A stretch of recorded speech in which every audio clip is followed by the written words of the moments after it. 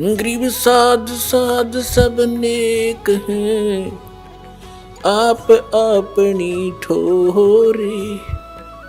जो सतलोक ले जाएंगे वो साधु कोई और।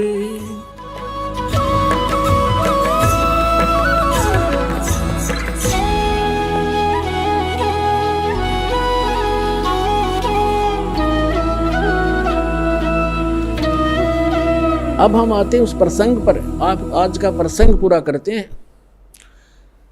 अब कहते हैं 7वें अध्याय के 18वें मंत्र में गीता ज्ञानदाता अपनी गति को भी अनुत्तम क्यों कहता है, घटिया क्यों कहता है।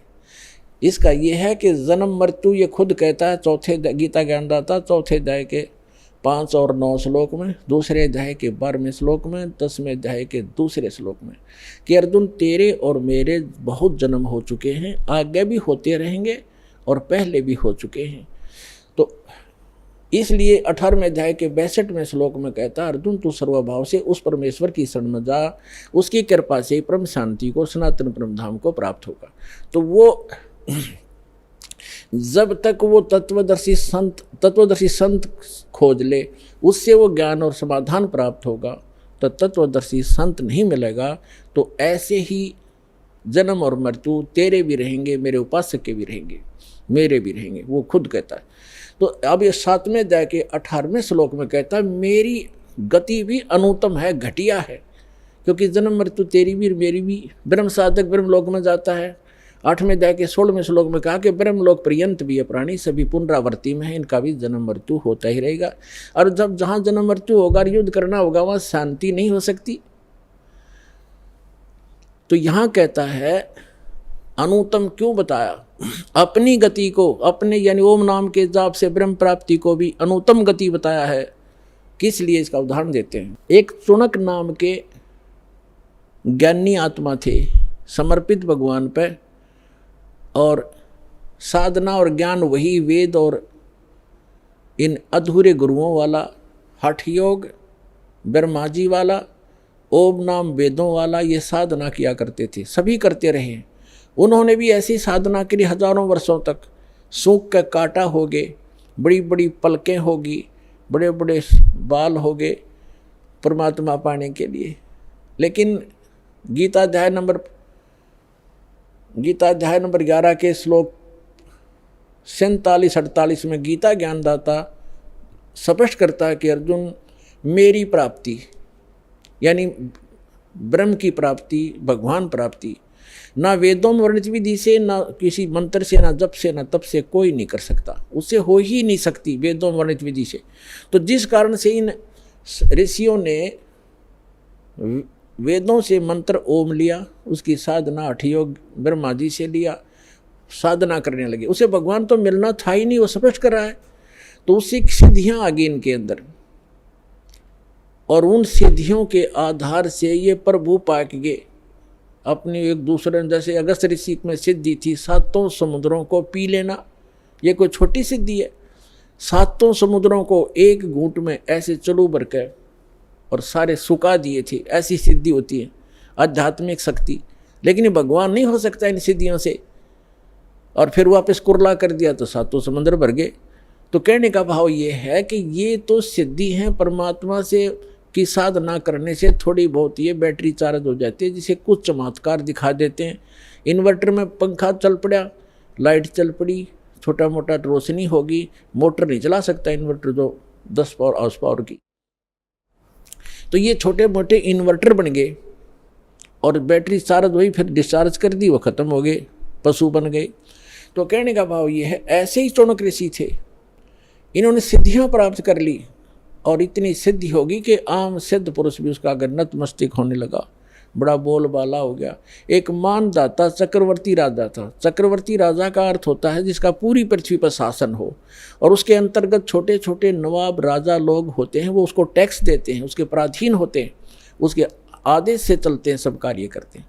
और 2-4 वर्ष के बाद वो क्या करता है राजा, ये देखने के लिए कि मेरे शासनकाल में किसी ने मेरी स्वाधीनता अस्वीकार तो नहीं कर दी है, मेरी पराधीनता कोई अस्वीकार तो नहीं कर दी है, यानी मेरे अपने आप में स्वयंभू कोई राजा ना बन गया हो, उसके लिए एक घोड़ा छोड़ते हैं जो राजा का निजी घोड़ा होता है, और उसके आगे एक पंपलेट लटका दिया जाता है कि जिस भी राजा को अपने मानधाता चक्रवर्ती राजा की पराधीनता स्वीकार ना हो, इस घोड़े को पकड़ के बांध ले और युद्ध के लिए तैयार हो जा। राजा के पास 72 करोड़ सेना है, ये समझो सिंपल भाषा में। 72 अक्षौणी का तो वैसे अलग से होता है, जैसे इतने घुड़सवार, इतने रथ वाले, इतने फलाने हाथी वाले, वो मिला करके सारा होता है, हम सिंपल भाव से समझते हैं। 72 करोड़ सेना है, 72 अक्षौणी। वो घोड़ा चल पड़ा, पीछे सैनिक थे, सैनिक घोड़ों पर, घोड़ा खाली, और वो चल रहा अपनी मर्जी से, कहीं से जा रहा, किधर ही जा रहा। तो जाते समय भी चुनक ऋषि ने देखा कि घोड़ा खाली जा रहा है, बाकी वे सवार बैठे, क्या कारण है। लेकिन वापस जब आए तो भी वहीं से आगे वो कुदरती सारी पृथ्वी पे घूम गए। 1, 2, 4 वर्ष के बाद तो ऋषि ने पूछा कि सैनिकों ये घोड़े पर सवार क्यों नहीं कोई। तो उसने बताया, सैनिकों ने बताया कि ये राजा मानदाता चक्रवर्ती राजा का घोड़ा है, इस पर कोई बैठ नहीं सकता। और इसके गले में क्या लिखा है, ऋषि ने पूछा। सैनिकों ने उत्तर दिया, इसके गले में ये लिखा है कि जो इस घोड़े को पकड़ेगा उसने राजा मानधाता जी के साथ युद्ध करना पड़ेगा, और राजा के पास 72 करोड़ सेना है। ऋषि ने पूछा, क्या किसी ने नहीं पकड़ा। तो सैनिकों ने कहा, कौन पकड़े, उसकी जाड़ फोड़ दें हम, है किसी की पिलाया किसी की मां ने दूध। ये सैनिक भी एक आधा अगर मुंह फटे। तो उसने, ऋषि ने सोचा राजा को अभिमान हो गया, इसका अभिमान ठीक करते हैं। बता, ऋषि का राजा के अड़न का के तो क्या ऋषि है वो, ऋषि माने अच्छी आत्मा, वो तो गधा है बे, मतलब पंगा पा लिया। बोला मन बांध लिया घड़ा, ये घोड़ा बांध लिया, रख बांध दो घोड़े को मेरे वृक्ष के जिसके नीचे तपस्या करे था। सैनिकों ने बांध दिया।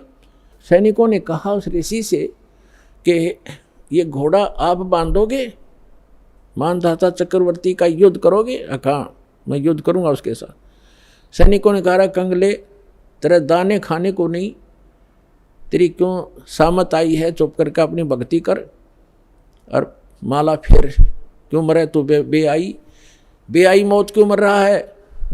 उसने चुनक ऋषि ने कहा कि तुम राजा के से जाके कह दो कि चुनक ऋषि ने तेरा युद्ध स्वीकार कर लिया। अब सैनिकों ने आकर के राजा को नमक मिर्च लगाई और कहा कि आज एक व्यक्ति ने हिम्मत की है आपका युद्ध उठने की, और कल को दूसरा बकवाद करेगा। Rajan, nip the evil in the bud, बुराई को स्टार्ट में ही खत्म कर देना चाहिए। राजा ने फिर कह दिया, जाओ।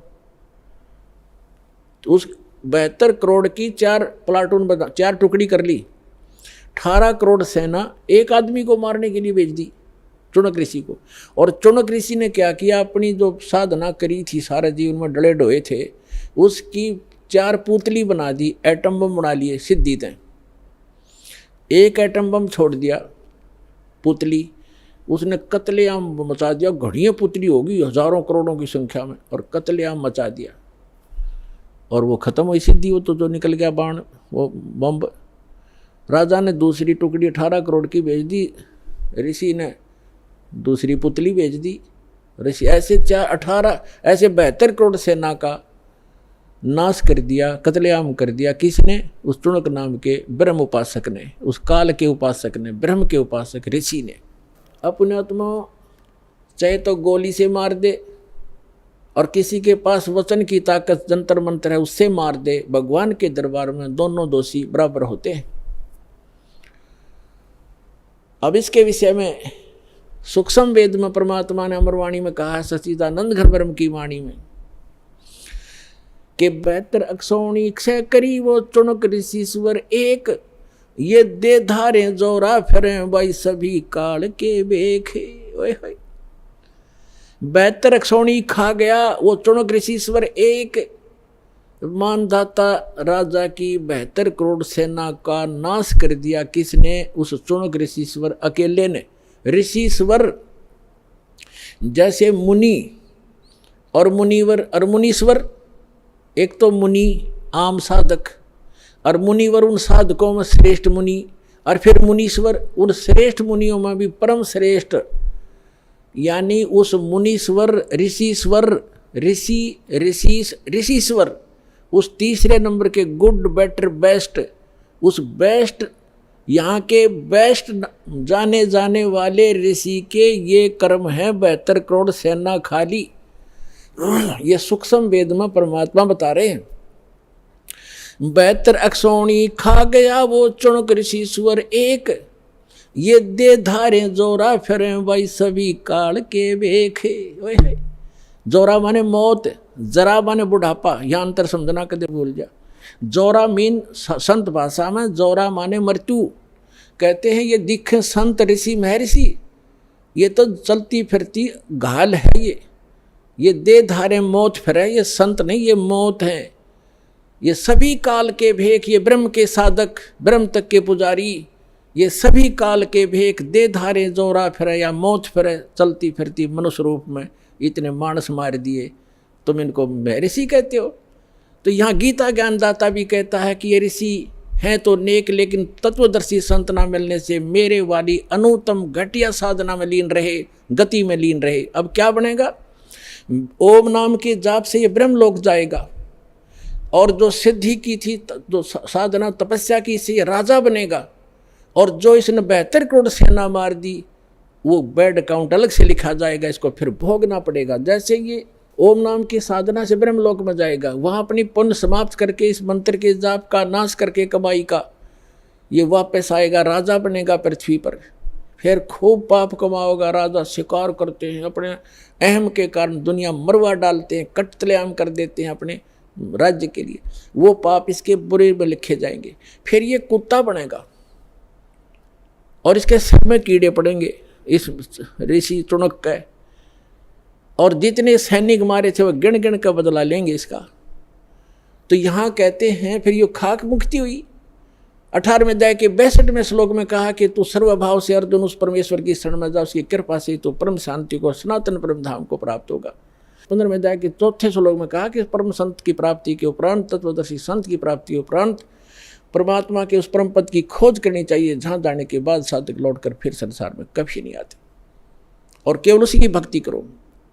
तो यहाँ जो ब्रह्म तक के साधक हैं, इसलिए 7वें अध्याय के 18वें श्लोक में गीता ज्ञानदाता कहता है कि ये ज्ञानी है तो अच्छी आत्मा, परमात्मा के लिए समर्पित है, लेकिन तत्वदर्शी संत ना मिलने से ये मेरे वाली अनुत्तम गति में, घटिया गति में साथ लीन रहे। इनको वो संत नहीं मिला जिसकी साधना करके उस स्थान को प्राप्त कर लें, जहाँ जाने के बाद साधक फिर लौटकर कभी संसार बन जाते।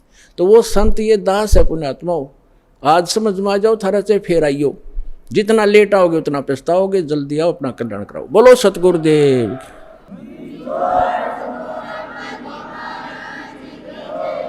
गीता के यथार्थ विश्लेषण की जानकारी के लिए पढ़ें पुस्तक गीता तेरा ज्ञानामृत।